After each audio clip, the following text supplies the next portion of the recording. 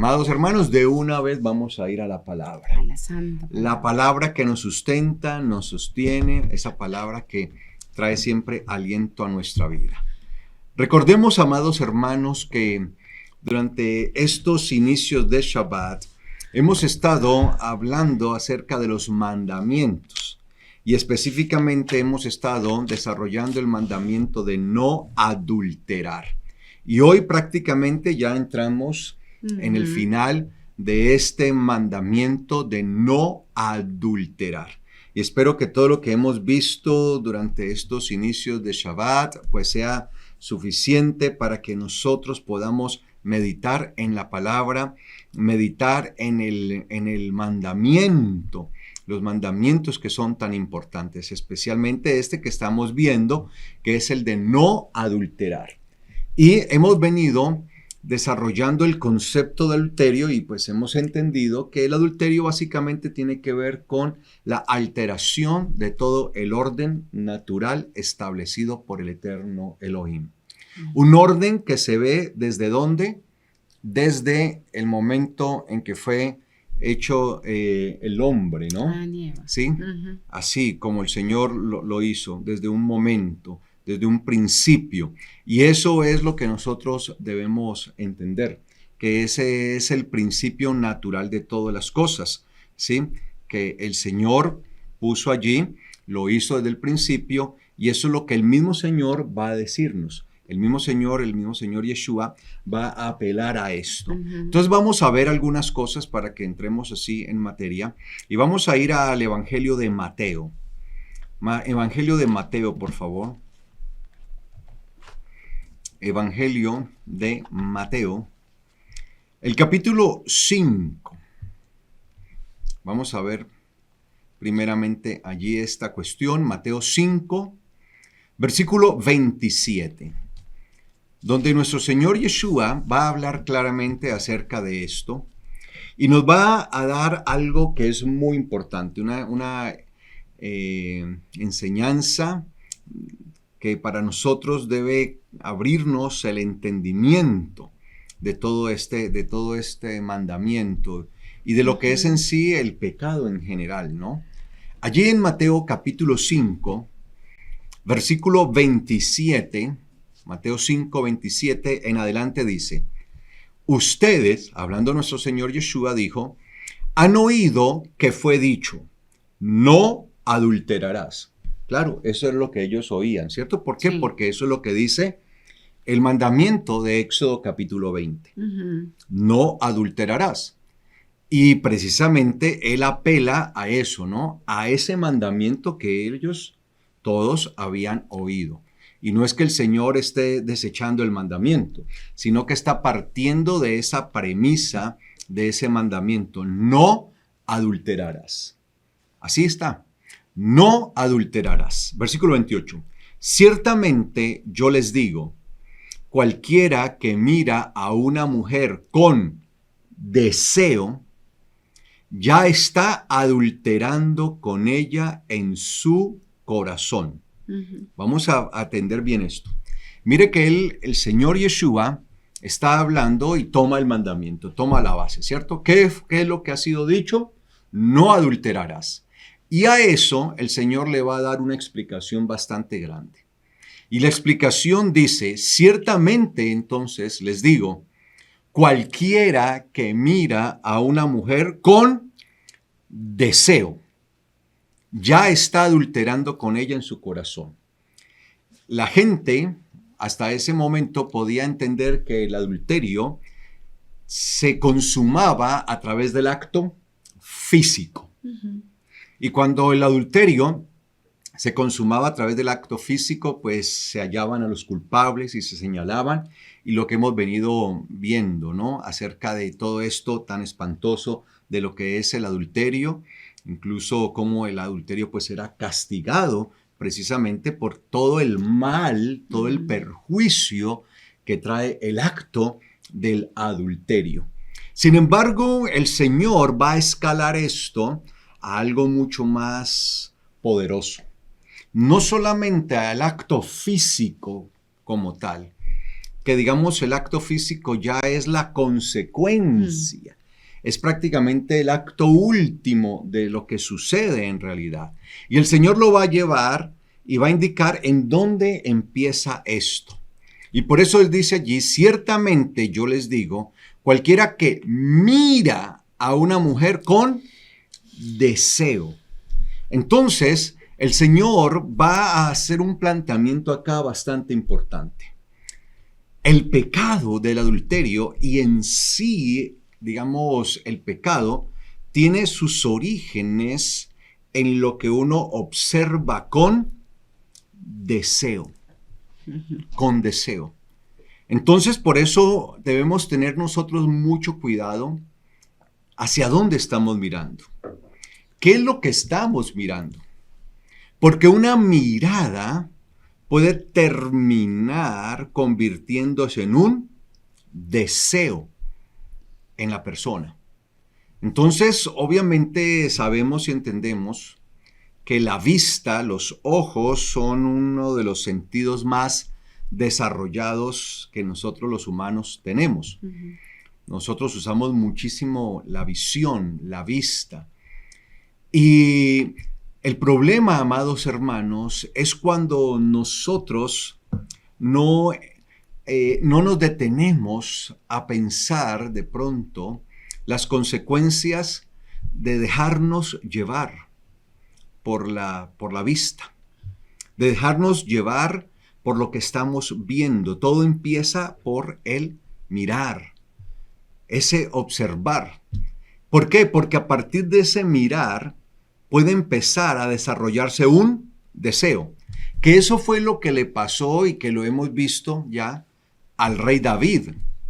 Cuando él estaba en su palacio, mientras que el pueblo de Israel estaba guerreando, estaba en combate, él se encontraba como de manera ociosa en su palacio y se levantó y desde la altura de su palacio empezó a ver hacia todas las demás casas de la ciudad y de repente vio a una mujer que se bañaba.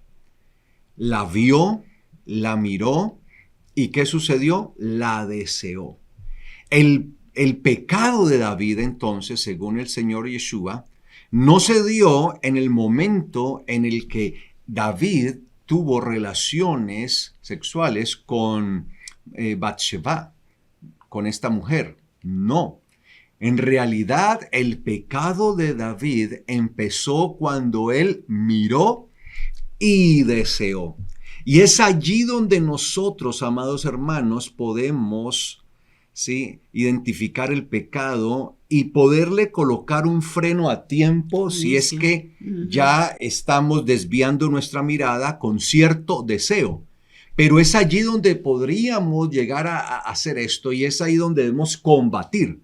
El problema del rey David fue que esa mirada la convirtió en un deseo y por tanto ese deseo lo llevó a la práctica, a la realidad. Y por eso él dice, cualquiera que mira a una mujer con deseo. Es decir, que el Señor está colocando toda esta situación en la vista y el deseo. Toda esa percepción mental. Todo lo que sucede en la mente del hombre. Entonces nosotros podríamos entender que en realidad el pecado del adulterio y el resto de cualquier pecado, todo empieza como un acto visual y mental. Un acto en el que miramos y empezamos a hacernos una maquinación, un juego mental, porque el deseo precisamente viene como resultado de maquinar en nuestra mente, ¿sí? Desarrollar una serie de pensamientos. Entonces, yo me imagino que cuando David estaba allí, vio a esta mujer, la vio tan hermosa, tan bella, empezó a desearla y empezó a imaginar cosas con ella. Esa imaginación desató en él ese impulso incontenible de dar la orden y de pedir que le trajeran a Batseba hasta donde él, y ya aquello que estaba en su mente y que él había fraguado allí y había estado allí maquinando, pues lo llevó ya a la práctica. Él pudo tal vez haber frenado eso en su mente. Y allí lo pudo haber frenado, controlado, y tal vez hubiera evitado un dolor tan grande como el que hemos estudiado que tuvo que padecer David después de este acto. Un dolor para él, un dolor para esta mujer, para su casa, todas las tragedias que sucedieron alrededor de este acto de adulterio. Entonces el Señor nos lleva a que nosotros reflexionemos en dónde empieza todo. Todo está en el pensamiento. Ese deseo incontrolable que se va desarrollando en nuestro pensamiento. Entonces el pecado empieza en nuestra mente. Y es allí donde nosotros tenemos el poder, amados hermanos, para frenar esto. Sí, tal vez podemos llegar a ver ciertas cosas que nos atraen. Porque estamos en este mundo y continuamente vamos a estar enfrentados a ver cosas incluso que ni siquiera estábamos planeando. Pero como la visión, todo esto está bajo los estímulos, de repente miramos y vemos algo que nos llamó la atención, que nos gustó. Allí es donde empieza la alerta, porque empezamos a desarrollar un deseo. Es decir, una maquinación de nuestra mente empieza a darse respecto a lo que acabamos de ver. Y esa maquinación, si nosotros no la controlamos, y para eso tenemos el Espíritu del Señor, y parte del fruto del Espíritu del Señor es el autocontrol, es el dominio propio, no el demonio propio, sino el dominio propio, la templanza, ¿sí? Ese autocontrol, sí, el Espíritu está en nosotros para que nosotros aprendamos ¿a qué? A controlarnos, para que sepamos colocar los frenos, los límites. Entonces vimos algo, nos llamó la atención, nos pareció muy hermosa la situación. Entonces digamos que hasta ahí tal vez no haya el peligro, porque pues sí, me pareció bonita la situación. Pero si esa situación yo ya la llevo a mi mente al desarrollo y a un deseo, o sea, empieza a darse un deseo, un planteamiento en mi mente, pues ya estoy fraguando todo esto y esto es lo que lleva a un peligro. Ese deseo que aparece ahí, la palabra deseo, que aparece allí en el versículo 28 de Mateo 5, es la misma palabra que, por ejemplo, vemos en Lucas 15, 16. Vamos a leerlo para que ustedes vean de qué se trata esa palabra deseo. Lucas 15, 16. Hablando del hijo pródigo, del hijo despilfarrador, el hijo derrochador, eso es lo que significa pródigo. Pródigo significa derrochón, despilfarrador. Lucas 15, 16 dice, y él deseaba, es la misma palabra, saciarse con las algarrobas que comían los cerdos, pero nadie le daba. Recordemos que esta es la historia de un muchacho que le pide la herencia a su padre, se va a vivir lejos de él, a una provincia aparte, dice que empieza a vivir perdidamente, malgastándolo todo, ¿sí? Dándose una vida en donde lo está derrochando todo, ¿sí? Fiestas, juergas, mujeres, bueno, y lo deja todo, acaba con todo y queda en la extrema pobreza, a tal grado que va y termina trabajando en una hacienda donde criaban cerdos. Y era tanta el hambre que este joven tenía que su deseo lo impulsaba a querer comer de la misma comida que comían los marranos. Ahora, él tenía allí un deseo que era el deseo de poder comer algo. Claro. O sea, él estaba en una angustia terrible por el hambre tan tremenda. Entonces, este deseo está enfocado precisamente a aquello que empieza a desarrollarse muy fuertemente en la persona.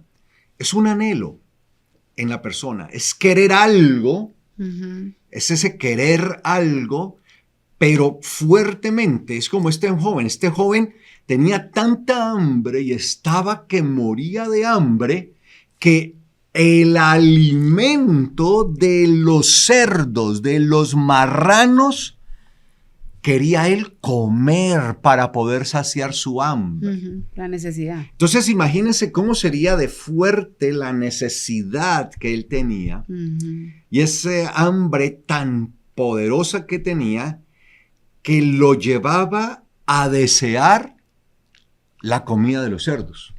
Claro. En condiciones normales, naturales, nosotros, los seres humanos, no pasamos por el lado de una cochera, donde hay cochinos, donde hay cerdos, marranos, donde se crían marranos, y pasamos y vemos los marranos allí, su comida, y no precisamente nos antojamos de comer la comida de ellos. Pero imagínense cómo sería la necesidad tan terrible y el hambre tan tremenda y espantosa que este joven estaba experimentando, que deseaba comer de la misma comida de los marranos. O sea, es un deseo que se convierte en una condición Vida o muerte. Sí, de vida o muerte, obviamente, y que por eso pone como una venda en la persona para hacer algo que en condiciones normales jamás no haría. Entonces, ese es el deseo del que está hablando el Señor. Entonces, cuando empieza a desear a alguien, sí, obviamente en el adulterio pues se está hablando del deseo de otra, de un tercero o de una tercera persona. Porque para hablar del adulterio pues tendríamos que estar hablando del deseo de una tercera persona. Entonces ya se convierte en algo que le tapa los sentidos. No le permite ver más allá. A tal grado que, por ejemplo, como este muchacho iba a estar dispuesto a comer de la comida de los marranos. Entonces, espiritualmente, lo pone el enemigo a uno. Y digo el enemigo no porque sea el enemigo como tal, sino que el enemigo pone la trampa, pone la tentación, y lo desee a que uno se contamine y desee uno comer algo que en condiciones normales, espirituales, normales, no lo haría. Entonces, ensuciarse de esa manera, contaminarse. Usted imagina a este muchacho comiendo y con los cerdos allí, los cerdos comiendo y él ahí también comiendo de la misma comida. Eso es lo que pasa con el adulterio en el caso cuando empieza a desarrollarse en el pensamiento. Como el enemigo lo lleva a uno, ¿no? Como a desear la algarroba del mundo. No importando lo que vaya a perder, no importando a quién se vaya a llevar por delante, ni siquiera se piensa en el entorno, sino que se enfoca en ese objetivo, ¿sí? Sí. Y de todas maneras hay que recordar algo, que antes de que se llegue a ese estado, pues inicialmente es un estímulo, ¿no? Claro, mirar. Y que uno está sobreestimulado, y más esta última generación que lo que tiene es sobreestimulación. Que para donde voltean a mirar. Sí, no hay cómo escaparse del estímulo, ¿no? Sí. Antes de que eso agarre nuestras emociones, y sin embargo si alcanza a pasar a nuestras emociones, sino hay un tiempo en que las emociones tienen un tiempo de durabilidad en el cerebro. Entonces es allí donde hay que tomar la decisión, ¿sí? Donde no hay que dejar que ya ese estímulo que se pasó a hacer algo emocional termine haciendo un acto.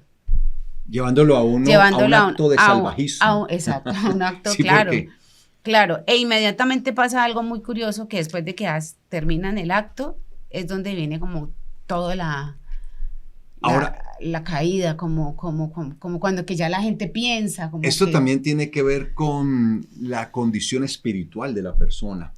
Claro. ¿Sí? Porque cuando uno se deja, por ejemplo, toquemos nuevamente el caso del joven rico. Cuando él salió con todo el dinero y con todo el poder de la casa de su padre y llevaba todo el dinero, pues me imagino que él no iba de hacienda en hacienda buscando comerse la comida de los marranos. Me imagino que con el dinero entraba a los mejores lugares, pedía los mejores platos, me imagino, porque dice que empezó a gastarlo todo, a vivir perdidamente. Entonces imagino que se daba banquetes. Tráiganme el mejor plato de la casa y se lo ponían allí. Pero esa actividad que él estaba llevando a cabo de vivir perdidamente, lo estaba menguando espiritualmente y lo estaba acabando espiritualmente, a tal grado que cuando ya lo gasta todo y no tiene nada, deseaba alimentarse de la comida de los marranos. Asimismo puede pasar espiritualmente. Mi esposa tiene mucha razón. Vivimos en un mundo donde estamos sobreestimulados, porque la verdad, a donde vemos, amados hermanos, hay una degeneración tal que prácticamente vemos hombres y mujeres que salen vestidos, desnudos prácticamente, o cosas que se ven por todos, o más bien desvestidos. Sí. Sin vestido. Sí. Y terrible es entonces a donde va uno, uy, Dios mío, por favor. Entonces, esa es la estimulación visual. Pero el problema es que si espiritualmente estamos menguados y nos vamos perdiendo todo, vamos viviendo perdidamente, lo que va a suceder es que esos estímulos se van a convertir a lo último en un deseo. Claro, en un deseo, es una emoción. Lo que pasa de ser un mero estímulo pasa a ser un deseo, ya concretamente allí. ¿Por qué? Por causa de no estar espiritualmente fuertes en el Señor. Tenemos que estar espiritualmente fuertes en Él, porque si no nos va a suceder lo del hijo pródigo.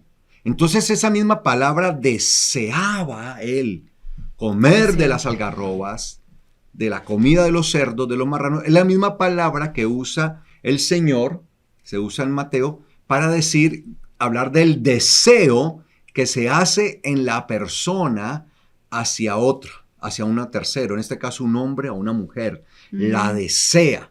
Entonces empieza a haber ese impulso tan fuerte en la persona, ¿sí?, que está allí. En Gálatas capítulo 5, versículo 17, también vamos a ver esta misma palabra. En Gálatas 5, 17 dice, Gálatas 5, 17, porque la carne tiene deseos, y es la misma palabra, deseos contrarios a los del espíritu, y el espíritu a los de la carne, y estos se oponen entre sí para que ustedes no hagan lo que quieran. Porque la carne tiene deseos contrarios a los del espíritu. O sea que este es un deseo que comúnmente puede resultar que contrario al espíritu. Puede ser contrario a lo que precisamente el espíritu que habita en nosotros nos está llevando.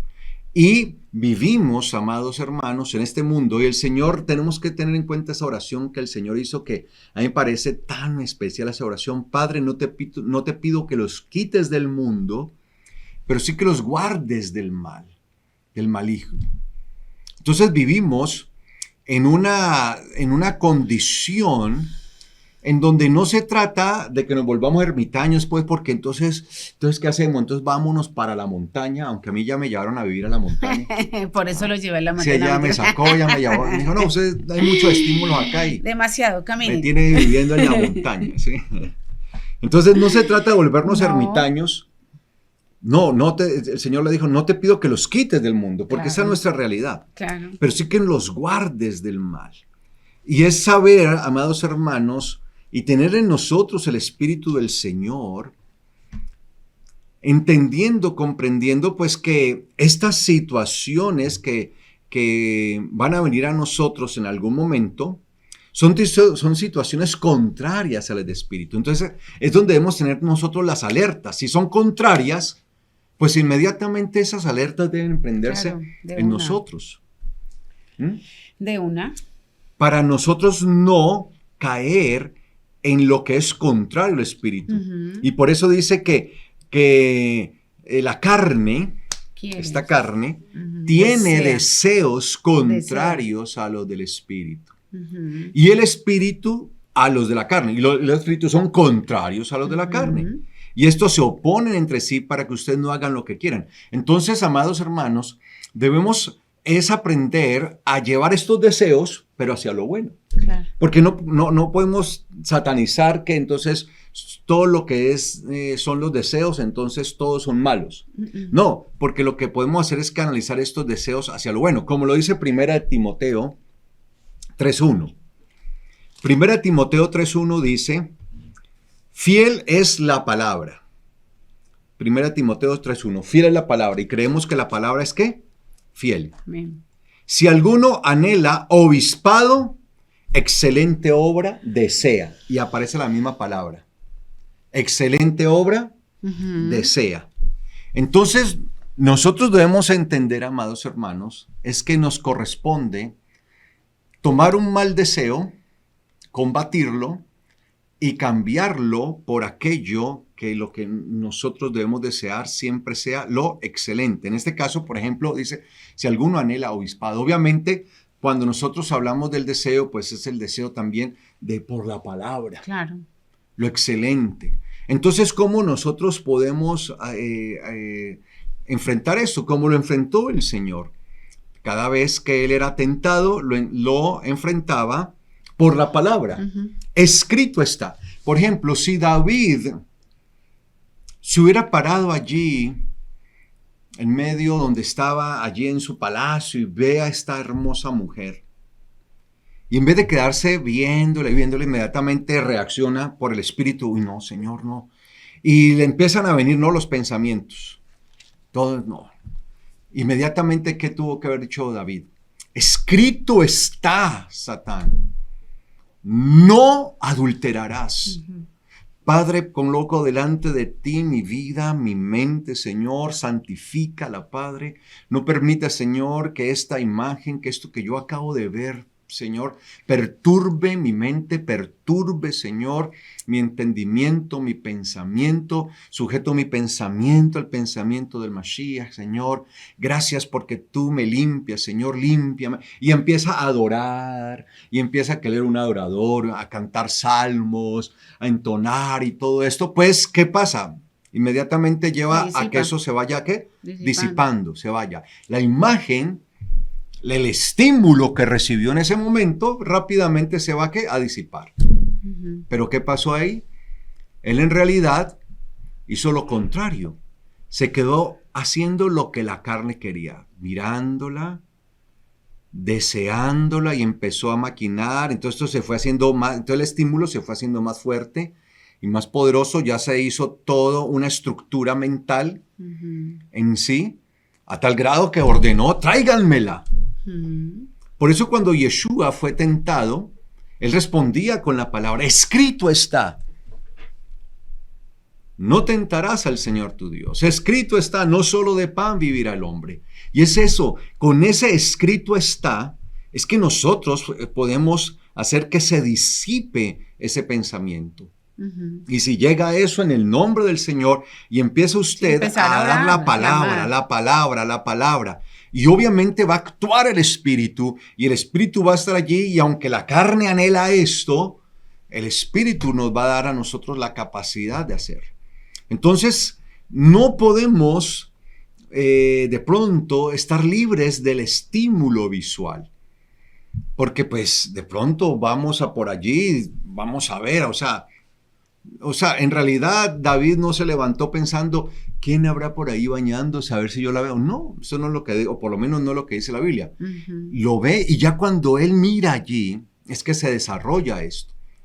Entonces, tenemos que estar precavidos, y que ese deseo que se puede transformar en nosotros para lo malo, nosotros lo logremos convertir para lo bueno, en el deseo de hacer conforme al mandamiento, conforme a la palabra del Eterno.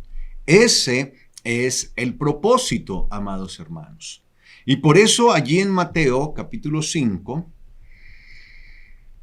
donde estamos 5:29. estudiando, ustedes, el 27, ustedes han oído que fue dicho no adulterarás. Ciertamente yo les digo, cualquiera que mira a una mujer con deseo, ya está adulterando con ella en su corazón. Entonces mire, entonces el Señor hace un planteamiento muy especial, en donde empieza y se fragua todo el pecado en realidad en el corazón. Ya está adulterando. Ojo, ya estás adulterando con ella. ¿Por qué? Porque ya se convirtió, ¿qué? En un deseo.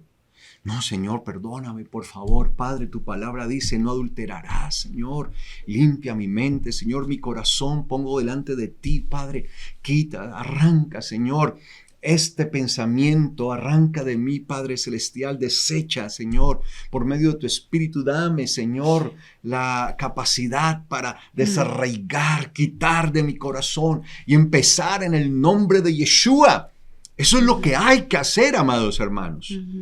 Entonces, ¿qué es lo hermoso de esto? Que el Señor nos muestra y nos advierte dónde puede empezar o dónde empieza el pecado antes de que éste vaya a la práctica. Si no lo detenemos allí, donde lo podemos detener sin hacer daño, que es cuando empezamos a sentir eso, allí en el corazón fraguando, si no lo logramos detener allí, va a ser muy difícil luego.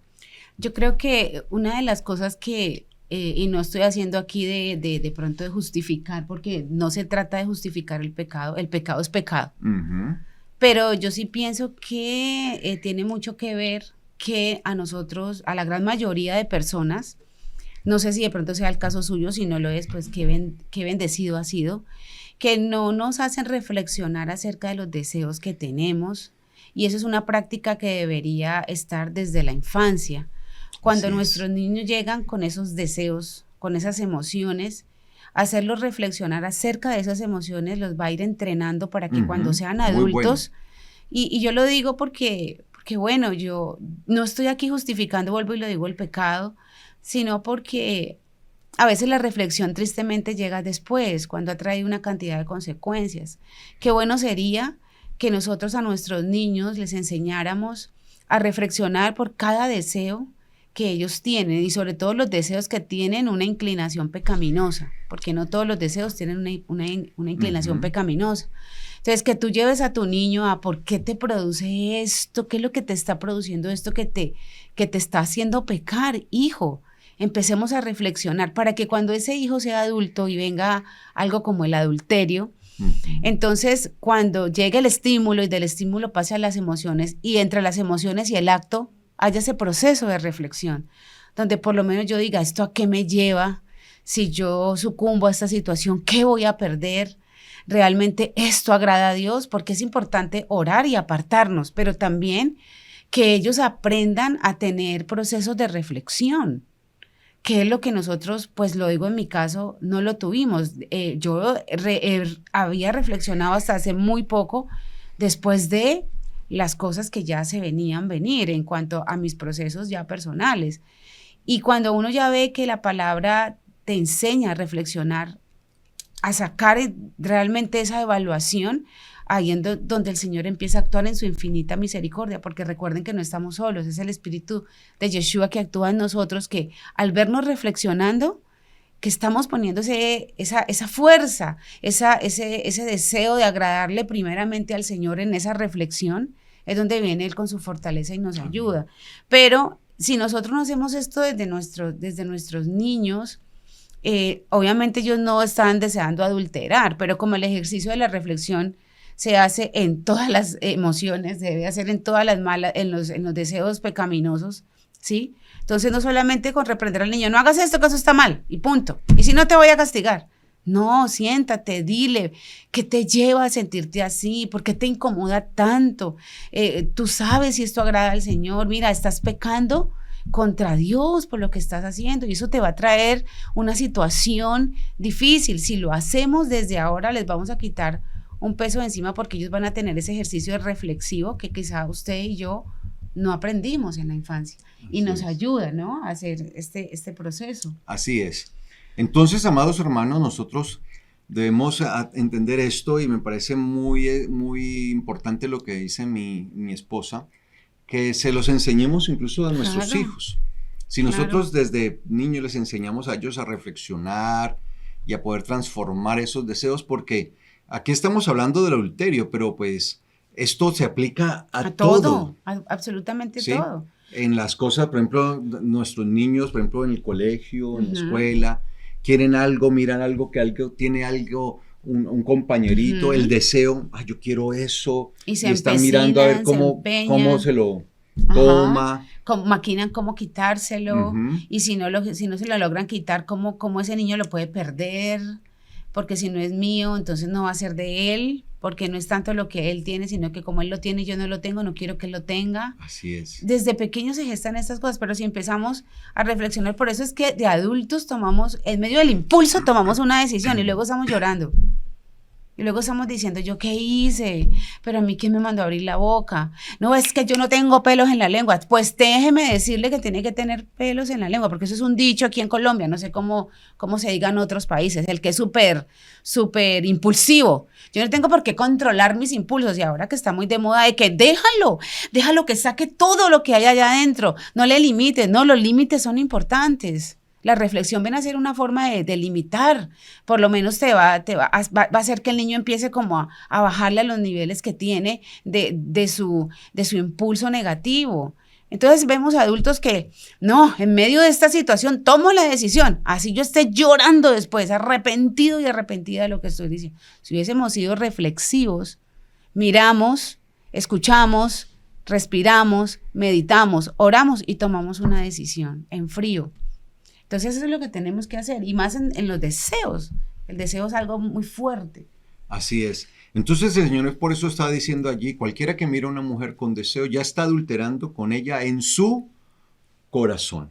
Entonces lleva la reflexión del pecado. El Señor nos indica el lugar exacto donde se fragua el pecado. El pecado se fragua en nuestra mente, en nuestro entendimiento, en nuestro pensamiento. Recuerden que en el contexto hebreo el corazón tenía que ver con el pensamiento. O sea, ¿qué es lo que estamos nosotros pensando? ¿Cómo lo pensamos? Y esto es muy necesario, amados hermanos, entonces que nosotros lo podamos comprender. Y de allí es que el Señor entonces nos dice, ¿sí?, que el adulterio no solamente se da en el mismo acto físico, sino que empieza como un deseo. ¿En dónde? En el corazón. Allí se fragua un pensamiento que se va estructurando, y es ese pensamiento el que lleva luego a la persona y lo impulsa a tomar la decisión de llevarlo a la práctica. Claro. ¿Sí? Entonces todo primeramente se torna en un pensamiento. Todo se torna en una estructura del pensamiento, y luego de que se ha maquinado todo esto, se lleva a la práctica. Y esto se puede frenar es allí, en el corazón, allí, cuando está allí. Porque ya cuando se lleva a la práctica, va a ser bastante complejo y se van a venir una serie de circunstancias muy difíciles y muy complejas. Ahora, si nosotros vamos a Mateo capítulo 19, ahí mismo, en el Evangelio de Mateo, capítulo 19, dice la palabra en el versículo 3, Mateo 19:3 dice: y se acercaron a él, hablando de Yeshua, unos perushís. Los perushís son los fariseos, para ponerlo a prueba, diciendo: ¿es lícito que un hombre expulse a su mujer por cualquier cosa, por cualquier situación, por cualquier argumento? ¿Eso es lícito? ¿Eso es legal? ¿Que un hombre la expulse, la deje a su esposa? ¿Es lícito que un hombre deje a su esposa por cualquier cosa? Él respondió y dijo: ¿no han leído ustedes que aquel que los creó desde el principio los hizo macho y hembra, varón y mujer? Mire que el Señor inmediatamente va al principio, al modelo inicial. ¿Cuál es ese modelo inicial? Ese es el modelo que nosotros debemos tener en cuenta. ¿Ok? Y dice acá, ¿no han leído que aquel que los creó desde el principio los hizo macho y hembra? Y dijo, por esto dejará el hombre a padre y a madre y se unirá a su mujer y vendrán a ser los dos una sola carne. Así que ya no son dos, sino una sola carne. Por tanto, lo que Dios unió, enjugó, que no lo separe un hombre. Le dijeron, ¿por qué entonces Moshe, hablando del profeta, ordenó dar carta de divorcio y dejarla? Les dijo, por la dureza de su corazón, les permitió Moshe expulsar o dejar a sus mujeres, pero esto no fue así en el principio. O sea, nosotros siempre el ejemplo que debemos ver, porque hay gente que ve el ejemplo, ¿no? Es que uno ve que las personas en la Biblia anteriormente tenían sí, se ve más fácil 4, eso, ¿no? 5 mujeres. Se ve más fácil eso. Se ve una... Eso. A ellos se les permitía. Mire, nunca uno se va a estar dando. No, al principio. Claro, es que nuestro modelo perfecto es allá antes del pecado. O sea, ¿cómo era? O sea, no es, nuestro modelo no es Adán y Eva después del pecado, no, antes. Claro. ¿Qué fue lo que Dios estableció allí como su voluntad? Y por eso el Señor dice, es que en el principio fue así, esto fue así. Porque ellos dicen pero es que Moshe, el profeta, lo permitió dar carta de divorcio. ¿Cómo así? Pero a ver, en el principio ese era el propósito. Entonces dice aquí, ¿por qué entonces Moshe ordenó dar carta de divorcio y dejarla? Les dijo, por la dureza de su corazón les permitió Moshe dejar a sus mujeres, pero esto no fue así en el principio. Mire que él siempre está en el principio, o sea, ¿cómo era el orden inicial, original? De acuerdo a ese orden es que nosotros debemos vivir, no de acuerdo al desorden. Claro, muchos quieren partir de la base. A partir del desorden, decir, vea, yo hice eso porque, así como los patriarcas. Pues si tuvieron 5 o 6. Como el patriarca Jacob, pues, que tuvo varias allí, pues, está bien. No, ¿por qué no vamos al principio? Ese es el orden establecido para nosotros, como verdaderos creyentes. Por la dureza de su corazón les permitió Moshe, ¿sí?, dejar a sus mujeres, pero esto no fue así al principio. Ciertamente les digo, cualquiera que expulse a su mujer, si no es por causa de fornicación. Esa palabra fornicación debe entenderse como toda inmoralidad sexual. O sea, todo acto que no es conforme a la voluntad del Eterno. Claro. La fornicación, la porneia, esa fornicación, porneia, debe entenderse como todo aquello que no es acorde a la voluntad del Eterno. Toda relación que no es acorde a la voluntad del Eterno. Cualquiera que expulse a su mujer, si no es por causa de fornicación, y se casa con otra, adultera. Entonces, la porneia, que es la fornicación, o que se define como fornicación, o se traduce como fornicación, debe ser entendida como todo acto que pone en riesgo el sagrado vínculo de matrimonio. Todo acto, escúcheme bien, que pone en riesgo el sagrado vínculo del matrimonio. Eso es porneia, eso es fornicación. Siempre yo escuché de niño que fornicación era tener relaciones sexuales antes del matrimonio. No, eso hace parte del desorden sexual. Claro. Pero la fornicación es todo. De hecho, el mismo adulterio en sí es un acto de fornicación. ¿Por qué? Porque pone en riesgo, ¿sí?, el matrimonio. Pone en riesgo lo que Dios ha establecido. Pone en riesgo lo que es la voluntad del Eterno. Entonces, todo aquello que vaya y atente en contra de la salud de la relación marital, de la relación matrimonial, eso es porneia. Entendamos esto. Incluso hasta espiritualmente, porque en la Biblia se nos va a hablar de la fornicación espiritual, que eso es lo que pasaba con Israel, que fornicaban con otros dioses. Claro. Y eso es lo que se denuncia en Idolatría. Apocalipsis, ¿sí? Y por eso la idolatría la ponen dentro del grado y del rango del adulterio, de la fornicación, el homosexualismo y los afeminados. Eso lo ponen allí.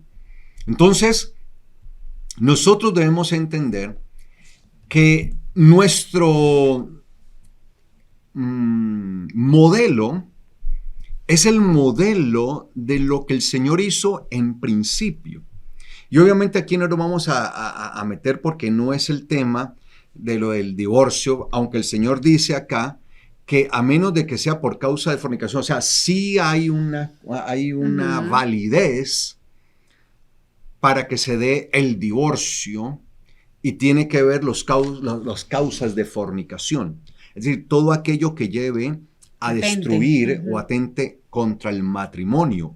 Eso, si hay algo de eso, entonces se puede, aunque no es la voluntad del Eterno. Claro, porque la voluntad del Eterno es que la pareja esté sustentada en Él, luchando por ese matrimonio y velando el uno por el otro para que permanezca de manera saludable el matrimonio.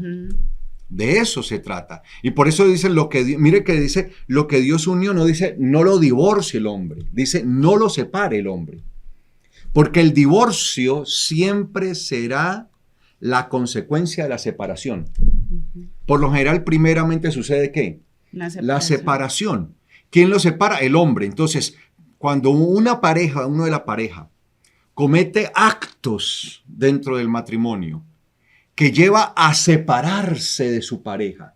Por ejemplo, el adulterio es uno de estos. Entonces, la infidelidad. Entonces, le es infiel a su pareja, infiel. Ese acto de infidelidad está ¿qué? Separando lo que Dios unió. Y si esa persona no se arrepiente y su vida permanece en eso, pues ¿cuál va a ser el resultado de esa separación al final? El divorcio. Pues el divorcio. Por causa de un acto de fornicación llamado infidelidad, adulterio. Allí hay. Entonces el mismo hombre con su actitud separó. Ese separar no tiene que ver con el notario, el juez, allí firmando. No, por eso no dice lo que Dios unió no lo divorcie el hombre, no lo separe. Porque es el hombre con sus malos actos, por ejemplo, de infidelidad, que empieza a separar lo que Dios unió. Cuando la pareja le es infiel al otro, pues con esa infidelidad ya está ¿qué? Separando lo que Dios unió. O con los actos impropios dentro del matrimonio ya está separado. Por eso uno ve parejas que espiritualmente están separadas. Porque si uno de los dos no está dentro del voto matrimonial, está separado. Así no haya un divorcio legal. Así es. Entonces nosotros, amados hermanos, debemos comprender que la realidad de todo esto está en que el principio del ejemplo de todo es lo que el Señor hizo en Edén. Estipuló cuando hizo al hombre y a la mujer. Eso es la voluntad del Señor. Un hombre, una mujer, que se debían ¿qué? Amar y permanecer en esa unidad a la que Dios los había llamado. Y si nosotros luchamos porque esto sea así, pues no vamos a vernos abocados a la maldición del adulterio tan terrible. Mira lo que dice 1 Corintios 6, 9. Rápidamente, 1 Corintios 6, 9.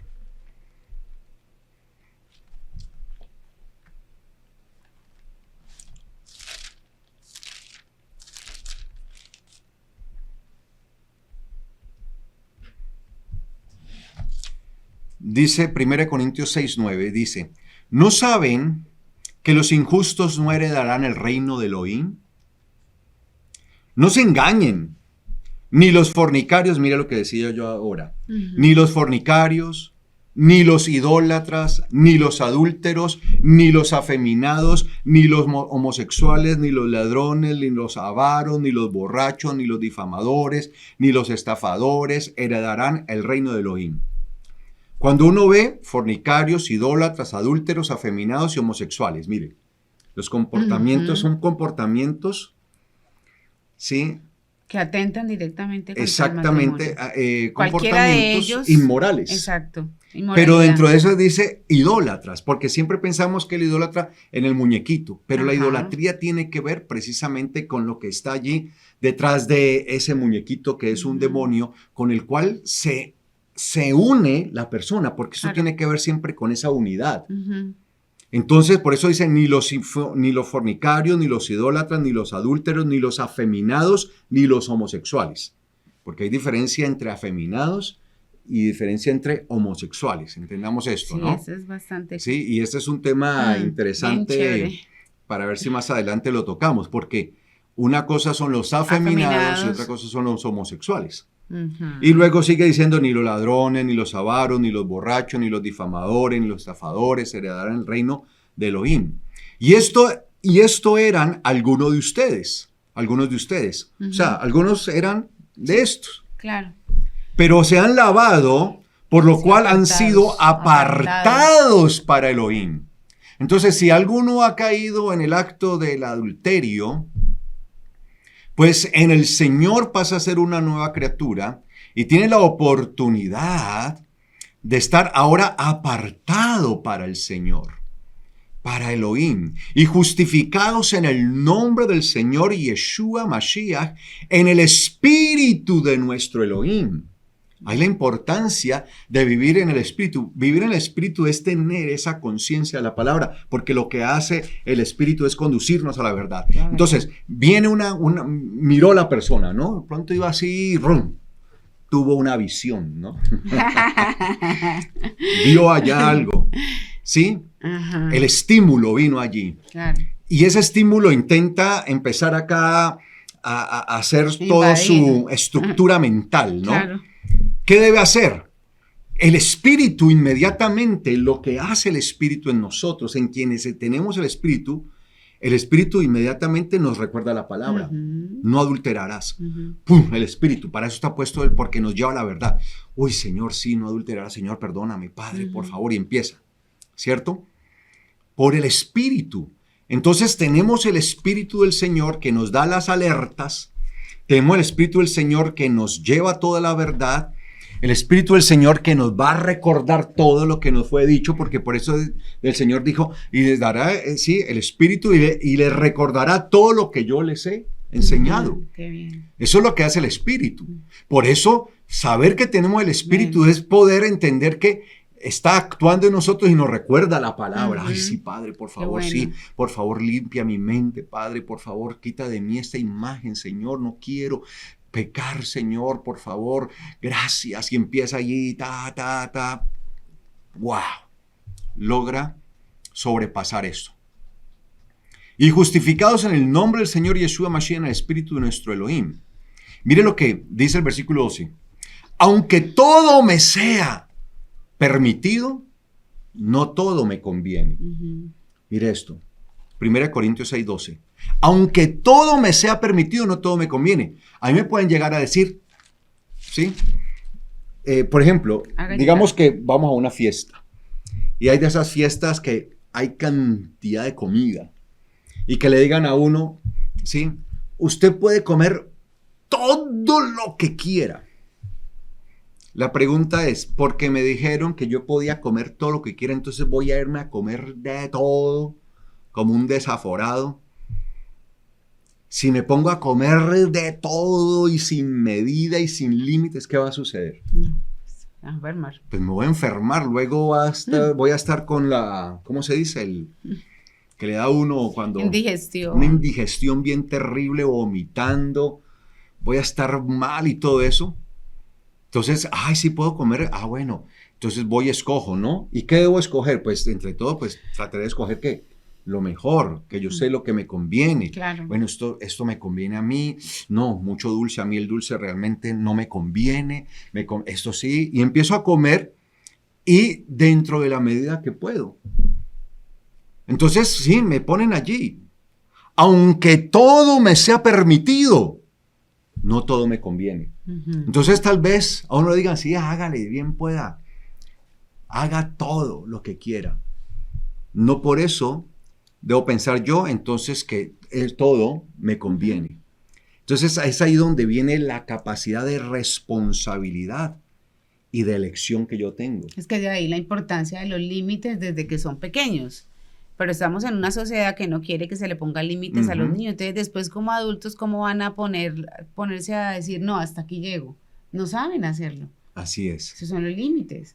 Eso es, y eso es lo que pasa. Entonces, claro, entonces tenemos que tener la suficiente madurez. Yo recuerdo cuando era niño, cuando yo era niño, vivíamos en una casa de 2 plantas y en la parte de arriba vivía una de mis tías, ¿sí? Mi tía Nelly, a quien aprecio tanto, tengo un aprecio muy, muy grande por ella. Y ella tenía una empresa en ese momento en donde hacían esto de fruta cristalizada. No sé si la gente sabe qué es la fruta cristalizada, que son unas fruticas que se les echa a los pasteles. Como en cubitos de colores. Sí, en cubitos de colores, que lo hacen con la naranja y todo eso. Entonces yo veía que eso lo hacían, yo estaba pequeño, yo estaba niño. Tengo recuerdos vagos de eso, pero recuerdo que lo hice y lo que me pasó. Entonces yo veía que hacían eso, entonces esa era la fruta cristalizada, confitada, y claro, eso le echaban azúcar y diferentes colores, entonces rojas, verdes, amarillas y todo eso, y yo veía que eso lo hacían allá y todo eso, y para mí como que, y un día, entonces me subí, así muy escondidito, sigilosamente, y vi allí y entré a la montaña estaba como el niño que se mete, Hansel y Gretel, pues. De fruta cristalina, y empecé yo, y coma. Pues, ¿qué pasó? Me intoxiqué. Terminé en la clínica me acuerdo que se brotó. Me broté todo, era hinchado, una cosa terrible, eso, bueno. Y terminé en la clínica, hermanos, ¿sí? Claro, yo veía eso, un niño... ¿Qué pasa? Claro. Un niño no tiene la capacidad de los límites. No. Por eso es tan importante enseñar a los niños los límites. Aunque la verdad, mi abuela me decía, no, mucho cuidado, ella me advertía y todo, pero la tentación me pudo la tentación y terminé intoxicado en la clínica. Entonces, eso mismo pasa. El hecho que a mí se me permita todo, claro. O sea, que me permita todo esté allí, no quiere decir que todo me conviene, ¿sí? Aunque todo me sea permitido, no todo me conviene. Aunque todo me sea permitido, yo no me dejaré dominar por nada. Aunque todo me sea permitido, me dejaré dominar por nada. Eso ahí, mente superior. La comida es para el estómago y el estómago para la comida. Pero la ley destruirá ambas cosas, o sea, ambas cosas terminarán destruidas, ¿no? Claro. El cuerpo no es para la fornicación, es decir, no es para todo este tipo de cosas que están desvirtuadas, que son, la palabra, que no son legales, que no son las propias que Dios ha establecido, de inmoralidad. Nosotros tenemos que entender que el cuerpo no está hecho para las cosas inmorales. El cuerpo no es para la inmoralidad. La fornicación no es para la inmoralidad, para el desorden. No es para el desorden, sino para Elohim. Y Elohim para el cuerpo. Pues como Elohim levantó al Señor, también a nosotros nos levantará por medio de su poder. ¿No saben ustedes que sus cuerpos son miembros del Mashiach? ¿Cómo entonces voy a tomar los miembros del Mashiach para ser los miembros de una prostituta? De ninguna manera. ¿O no saben que el que se une a una prostituta se hace con ella un solo cuerpo? Porque está escrito, los dos serán una sola carne. Imagínense esto. Pero el que se une con el Señor es un espíritu con él. Entonces nosotros tenemos que estar en esa unidad del Espíritu. Y por eso dice, huyan del desorden inmoral, que es la fornicación. Huyan de la fornicación, el desorden sexual. Todo desorden, la fornicación es el desorden sexual. El adulterio hace parte de ese desorden. Porque el orden sexual es la pareja. El desorden es cuando uno de la pareja empieza a mirar hacia otro lado. Ahí viene el desorden. Entonces, huyan de ese desorden inmoral.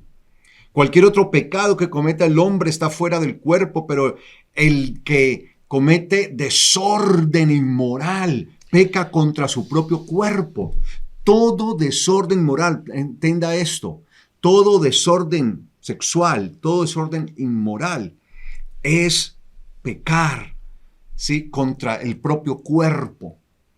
Debemos entender esto, y nuestro cuerpo le pertenece al Señor. ¿O no saben que su cuerpo es templo del Espíritu de santidad que mora en ustedes y que recibieron de parte de Elohim, y que ustedes no son de ustedes?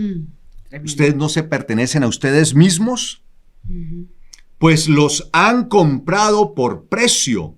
Por eso glorifiquen a Elohim en su cuerpo. Lo que nosotros debemos entender, amados hermanos, es que todo acto que nosotros hagamos debe terminar en un propósito. La glorificación de Elohim. La glorificación de Dios. Precioso.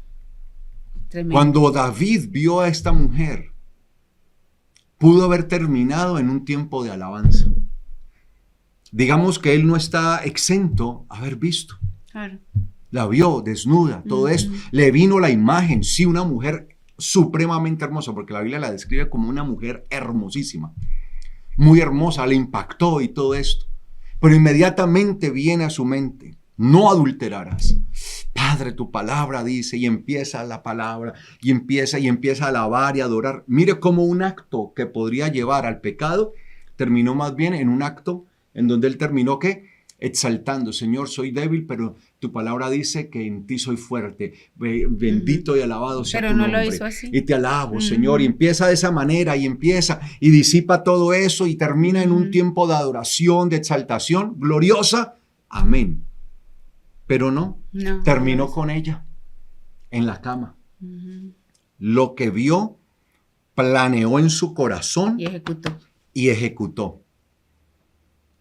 Si allí, cuando estaba en el corazón, hubiera podido cambiar esto para glorificar a Elohim, para que Elohim fuera glorificado, porque aún en ese tipo de cosas, mire, puede terminar siendo glorificado el Señor. Cuando Yeshua fue tentado, en cada una de sus tentaciones, en esas tentaciones, ¿qué terminó sucediendo? El Eterno terminó siendo ¿qué? Glorificado por el Hijo. Y dice incluso que vinieron hasta ángeles y le servían al Señor. Es eso. El propósito es eso, que nosotros terminemos glorificando siempre a nuestro Dios. Que nosotros podamos entender que somos somos delante del Señor una pertenencia de Él. Le pertenecemos, somos exclusividad de Él. Y concluimos con Primera de Timoteo, Primera de Tesalonicenses, Primera de Tesalonicenses, disculpen, capítulo 4, versículo 1 en adelante. Vamos a leerlo. Primera de Tesalonicenses 4:1 en adelante, dice: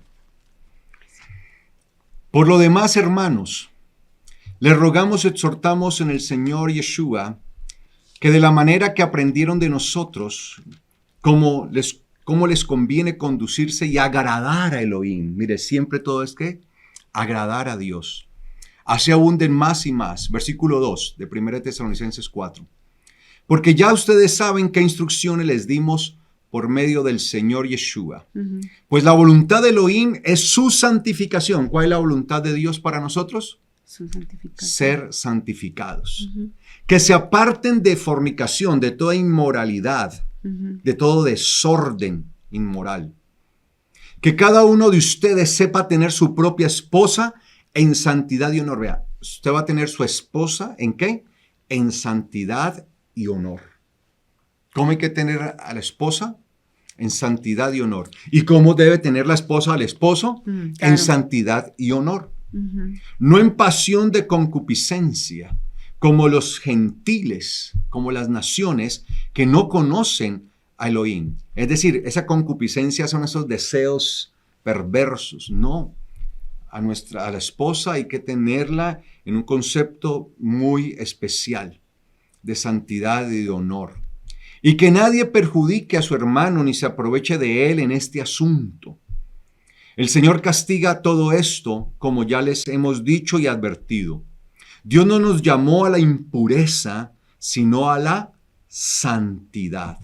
Por tanto, el que rechaza estas instrucciones no rechaza a un hombre, sino a Elohim, quien les da a ustedes su espíritu de santidad. Siempre está hablando en estos casos ¿de qué? De la santidad, de la santificación y del espíritu. Amén. Nosotros tenemos que aprender a entender que el matrimonio es un estado de honra, de santidad y de honor. Y bajo ese criterio, que fue lo que sucedió ¿desde cuándo? Desde un principio en Edén, con Adán y Jabá. En Edén, antes del pecado. Ese era el propósito divino. Así fue concebido el matrimonio. Así fue concebida la relación de pareja. En esa santidad, en esa armonía, en ese respeto. De eso se trata, amados hermanos.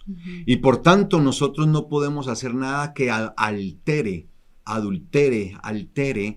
ese propósito que Dios tuvo desde un principio cuando creó al hombre y a la mujer, sino que cada uno de nosotros debe permanecer en santidad, dice la palabra, en santidad.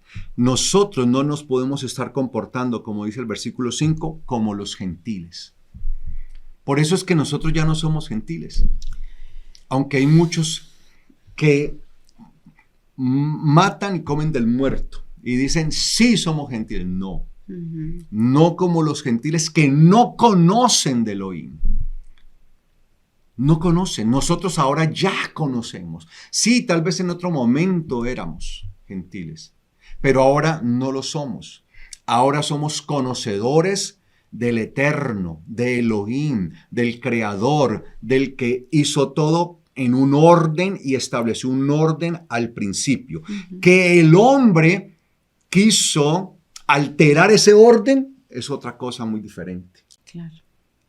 Pero nosotros no debemos regirnos por la alteración del orden, sino por aquel orden que fue puesto desde un principio. Así que cada uno de nosotros, como lo vimos al principio de todas estas enseñanzas, debemos entender que el matrimonio es un estado de honor, de honra. Y que en ese estado de honor y de honra es que debemos prevalecer y debemos permanecer. Y que cuando el enemigo quiera colocar algo en nosotros, no permitamos que eso realmente se convierta en un deseo que se ha llevado a la práctica, sino que podamos vencer el mal con el bien. En el nombre de Yeshua. Amén.